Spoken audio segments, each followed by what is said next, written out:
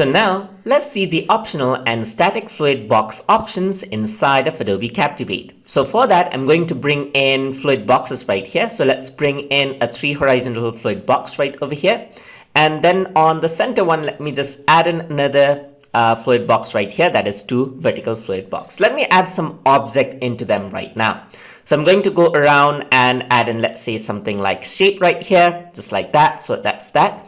And I'm going to copy and paste the shape right over here as well. On this one, let me add in something like an image. So just like that, I'm going to add in an image right over here. And on this one, I'm just going to add in a text caption right over here, which says tube, just like this. All right. So that's on the center. Okay. So there you go.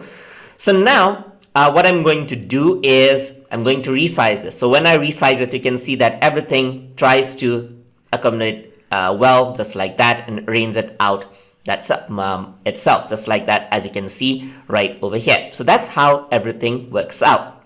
So what we can do is we can actually go on to the properties right over here and set a different scale method. For example, what I can do is I can select any one of the fluid box right over here. Let's say, for example, if I were to go over here onto this fluid box, on the bottom hand side, you see 2 options, that is optional and static.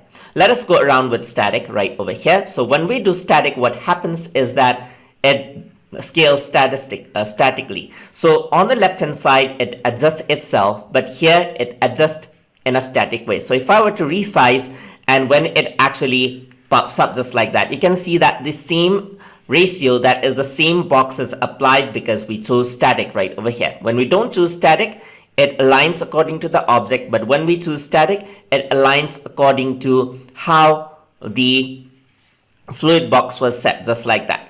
So I can do static right over here, as you can see, and then the fluid box changes accordingly, just like that. So that's one option we have when scaling everything out. So if you want that kind of scaling. Another thing we have is optional. So usually, even if we check this, not much change seems to be there, but I can go over here onto this picture and mark it as optional, meaning if the screen size is too small. In my case, it's not too small right now, but whenever we view in other devices, what it treats this box now is as an optional box. So if the content is so much close together that they don't make sense anymore, the optional box will disappear and only the other boxes right over here, the other contents, are visible. So this is something that's handy in the long run as well. So these are the 2 options that that is there. So, and that is how optional and static fluid box options work inside of Adobe Captivate. So hope you guys learned something as always, and as always, please like, comment, share, and subscribe.